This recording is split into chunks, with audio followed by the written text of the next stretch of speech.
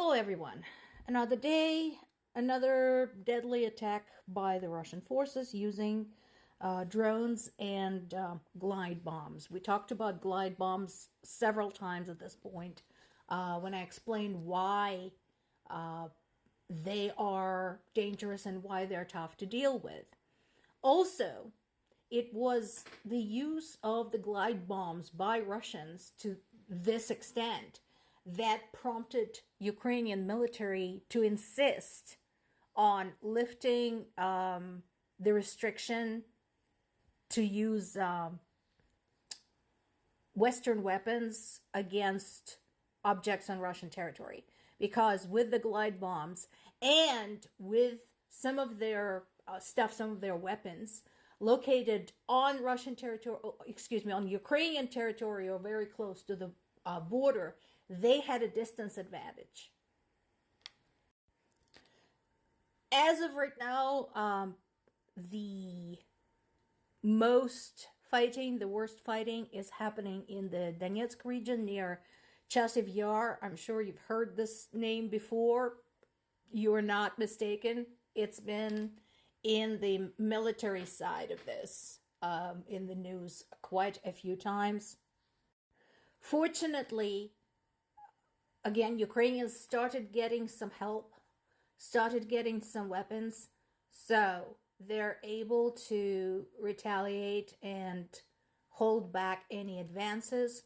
But as I said before, what really needs to happen is not only do we need to stop them where they are, we need to start pushing them out.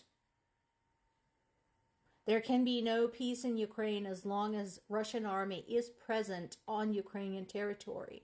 And as I mentioned yesterday, considering Russia does not believe Ukraine should exist as a country, there is really no negotiating it.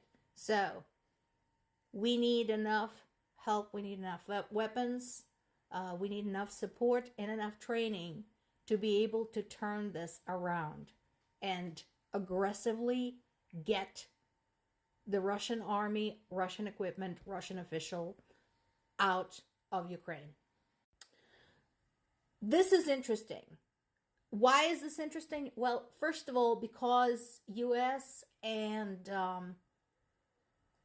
Russian defense chiefs haven't spoken in over a year. The last such call took place in March of 2023. So it's an extraordinary event in and of itself. The other extraordinary part about this is the widely differing accounts of what actually happened given by the US and by Russia.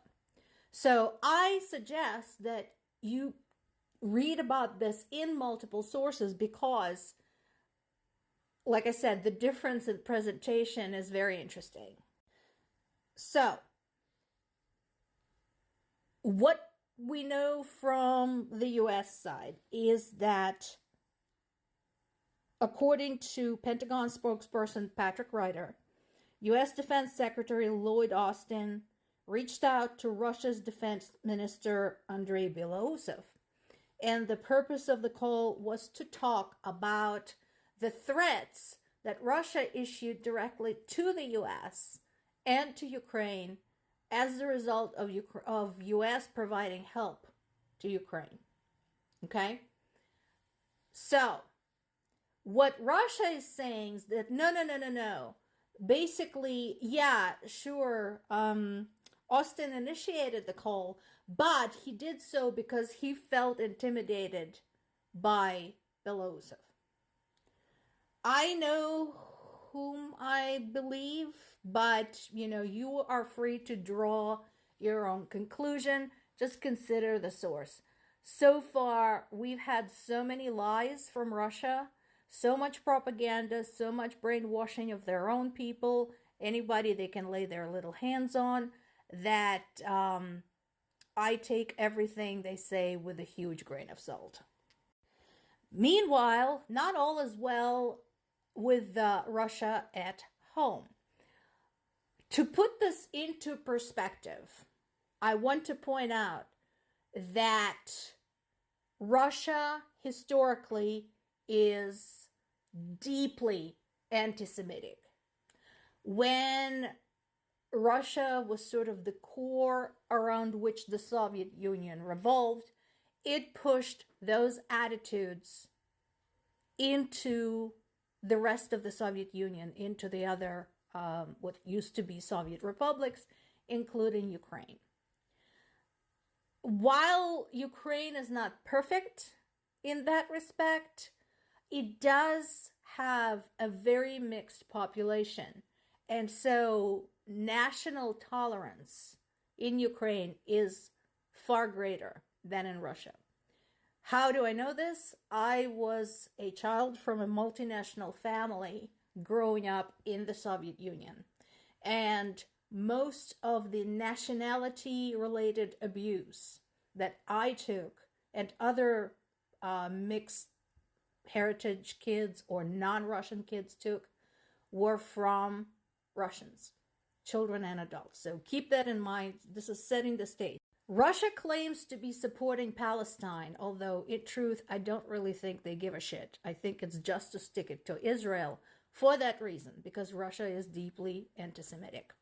They're also accusing, interesting, Zelensky personally of anti-Semitism. Zelensky himself is Jewish. But now we see an uptick in radical Islamist activity on Russian territory. There was the horrible attack some time ago, remember, near Moscow. And even though an Islamic group took responsibility for it, Russia turned around and said, no, Ukraine did it.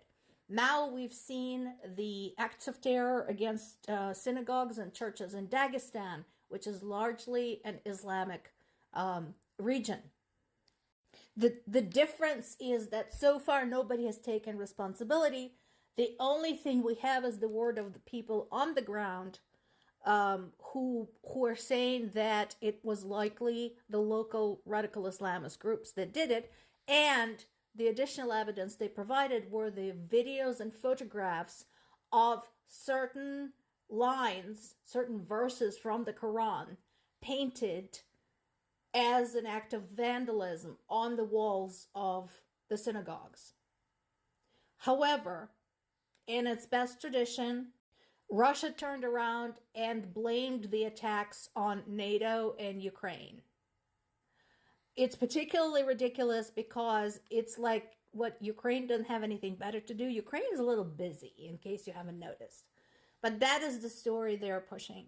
So it remains to be seen how this piece develops. It is possible that radical Islamist groups are taking advantage of the fact that Russia is preoccupied with Ukraine and are trying to regain control of the more pro-Islamic regions of Russia.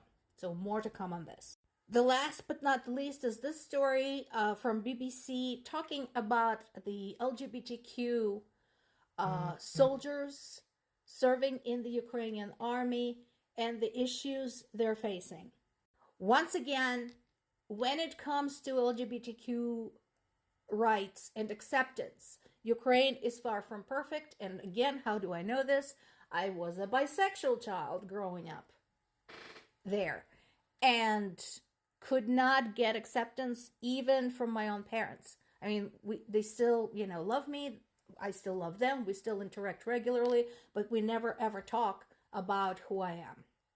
They just pretended like my coming out conversation to them never happened. So that's how it is. Now, Ukraine has made tremendous strides in rectifying the situation, but we are far from perfect.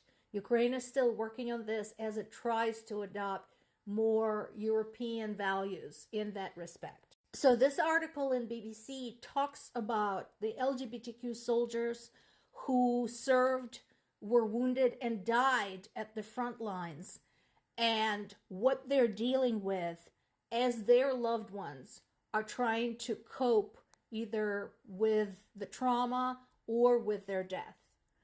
For those of you who care about LGBTQ issues, definitely look it up.